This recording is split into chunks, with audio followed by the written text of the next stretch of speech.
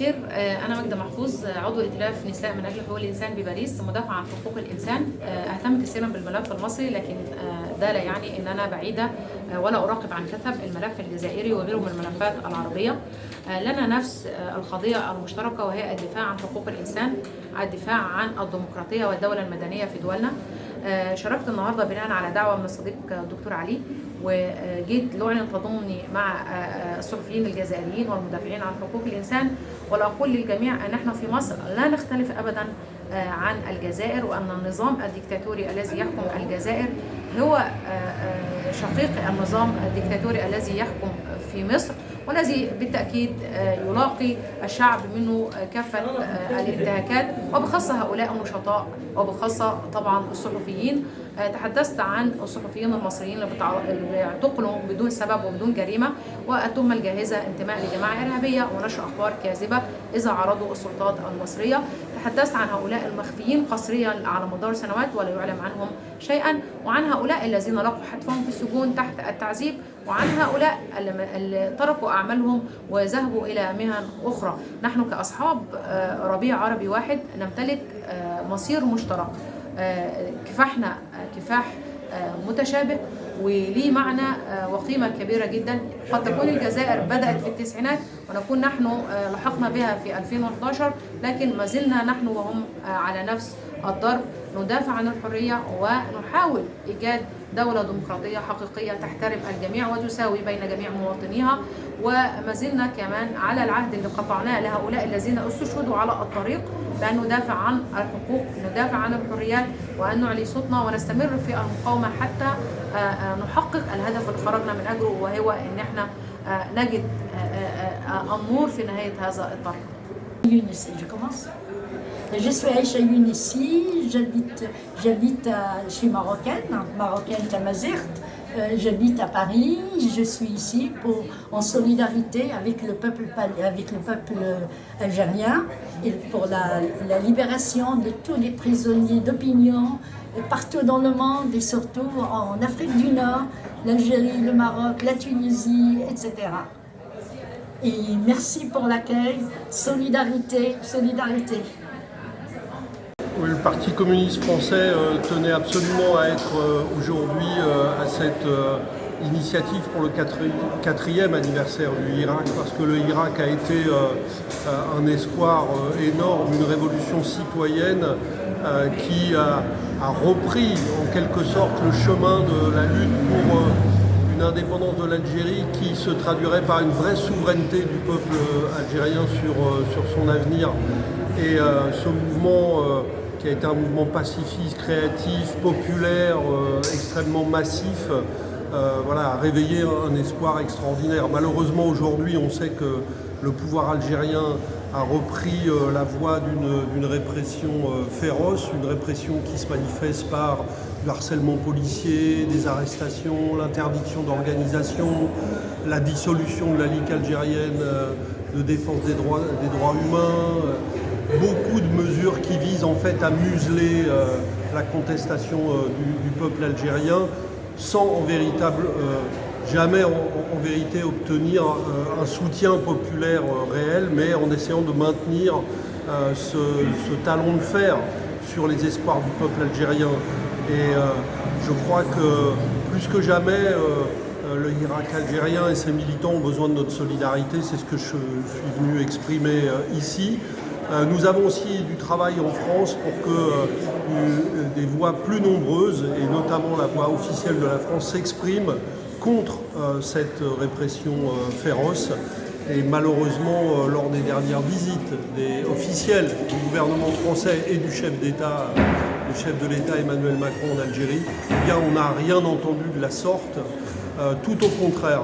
Et c'est un silence complice qui nous inquiète au plus haut point.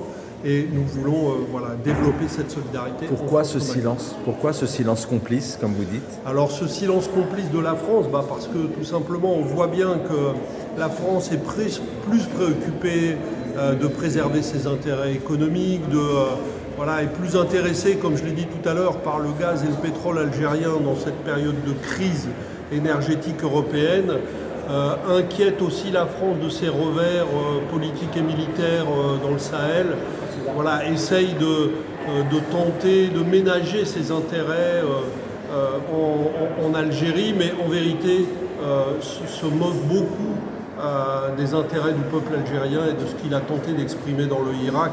Et je crois que c'est une autre voix de la France qui doit s'exprimer. Oui, donc aujourd'hui, moi je voulais exprimer ma solidarité et mon soutien total à la population algérienne qui aujourd'hui continue à se mobiliser malgré toute la répression qui s'abat sur elle. Je voulais rendre hommage à toutes ces femmes et tous ces hommes qui continuent à être debout malgré la répression terrible qui est en train de s'abattre sur l'Algérie. Et en même temps, dire que c'est aussi les peuples qui détiennent leur destin et que malgré cela, il va falloir continuer à nous battre tous ensemble parce que ce qui se passe en Tunisie n'est pas glorieux aujourd'hui non plus. On a aussi une vague d'arrestations et un démantèlement en règle de toutes les institutions démocratiques du pays qui ont lieu. Et en même temps, une collaboration entre les deux États pour réprimer parce que même les Algériens qui étaient chez nous en paix et qui pouvaient s'y réfugier ne se sentent plus en sécurité en Tunisie puisqu'ils sont poursuivis à l'intérieur du territoire tunisien puisqu'il y a une collaboration étroite entre Taboun et El Kais Saïd dont on l'a vu à l'œuvre la semaine dernière avec le cas de la journaliste Emira Bouraoui.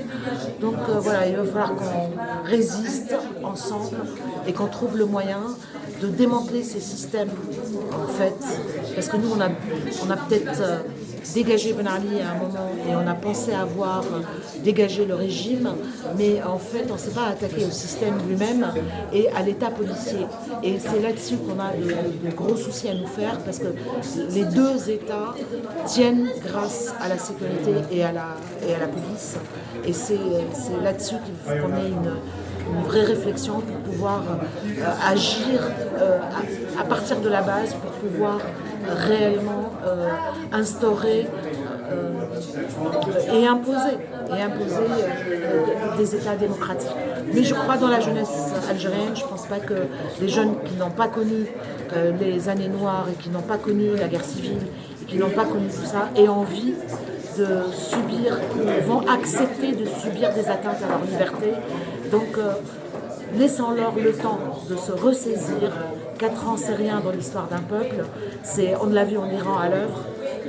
En 2019, il y a eu un énorme soulèvement. Il y a eu une période où on a eu l'impression que c'était fini. Et en fait, ça a rebondi. Donc, ça va rebondir probablement de la même manière et avec la même teneur et force. C'est la résistance sur la durée qui est difficile, mais c'est celle-là qui permet de décoller et de rompre. Bien évidemment en solidarité avec la LADDH, au nom à la fois de la Ligue française des droits de l'homme, dont je suis l'actuel président, et au nom aussi de la Fédération internationale des ligues des droits de l'homme, dont j'ai été le président et dont la LADDH est depuis très très longtemps membre.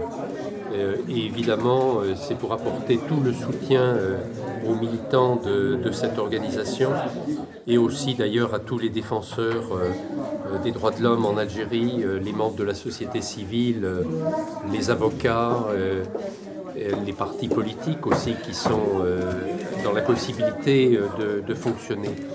Alors, hélas, ce n'est pas nouveau, mais on pouvait espérer qu'à la suite du Irak, il y aurait tout de même une amélioration de la situation. On voit qu'aujourd'hui, la situation en Algérie est pire qu'elle n'a jamais été, et plus que jamais, la solidarité est nécessaire, et c'est à ce titre que je suis ici.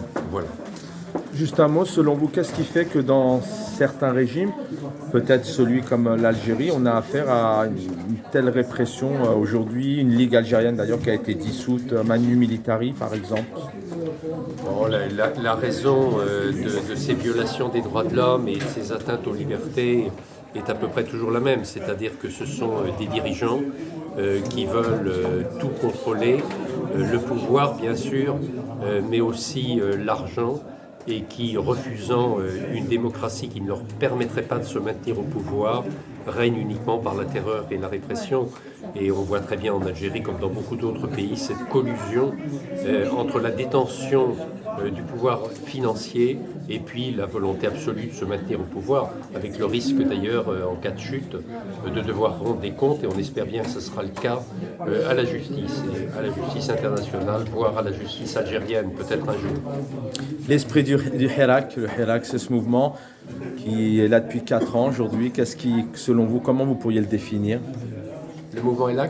Ce mouvement algérien qui depuis 4 ans est là, comment vous pourriez le définir, vous, vu de l'extérieur?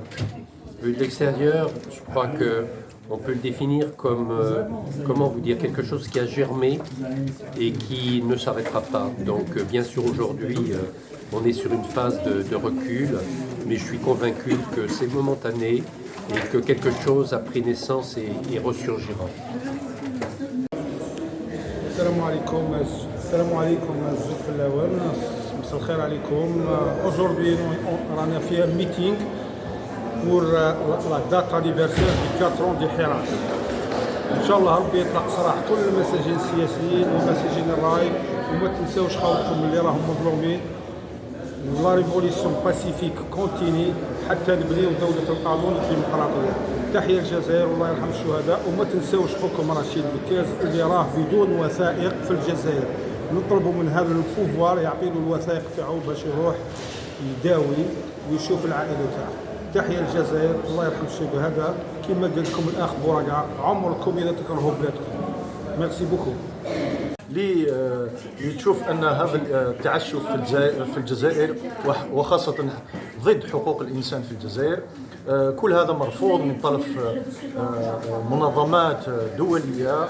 وإحنا في الحراك نقول لخوتنا في الجزائر وخاصة معتقلي الرأي ما راناش حابسين وإن شاء الله هذا العام 2023 العام الخامس للحراك يكون عام مفيد ونروحوا بالسلمية إلى التغيير الجذري للنظام السياسي في الجزائر. Je suis très heureux d'avoir réussi le pari avec les camarades d'autres collectifs et les camarades de Riposte Internationale. Et donc nous avons une salle pleine, ce qui veut dire que le peuple est toujours mobilisé pour sa dignité, pour son honneur et contre la répression, contre la dictature. Et donc notre capacité de mobilisation est toujours intacte. السعادة كل السعادة لنجاحنا في إنجاح هذا المهرجان أو هذا الملتقى مع avec la société civile et des amis de l'Algérie, notamment des Syriens, des Égyptiens, des Marocains, des Tunisiens et aussi la société civile française. Nous avons eu l'honneur de voir l'Amnesty International, la FIDH, la Ligue des droits de l'homme, et nous avons eu aussi l'honneur de voir le vice-président du Sénat français. Donc, ce qui veut dire que la solidarité des peuples, que ce soit du peuple français, que ce soit du peuple maghrébin et du monde, sont à côté du peuple algérien. Et donc, j'espère que nous allons réussir à instaurer un jour la démocratie en Algérie. Tout de même qu'un minimum de pression soit exercé sur les autorités algériennes pour que cessent ces violations massives. Car tant que les autorités algériennes, le pouvoir algérien se sentira dans l'impunité absolue, sans aucun risque pour lui, y compris financier, parce que je crois qu'en tapant au portefeuille, ça fait mal chez eux, chez les militaires, et bien tant qu'il n'y aura pas ce risque, hélas, la situation actuelle ne pourra que perdre. Et qu'on voyait se lever quelque chose de neuf, un ferment nouveau, une renaissance démocratique. Je m'empresse de dire ici que je pense que le ferment, il est là. Le ferment, il est là. Il ne disparaîtra pas. Il renaîtra. De quelques militaires qui confisquent tout. Le politique, l'économique, et qui par conséquent ne veulent absolument entendre aucune voix discordante. Voilà la réalité. Et cette réalité, on la voit encore aujourd'hui, à travers, je ne vais pas y revenir, je sais que vous l'avez évoqué, vous allez le refaire, les arrestations, les emprisonnements de journalistes. Ils vivaient en C'est dramatique, parce qu'ils ont même réussi à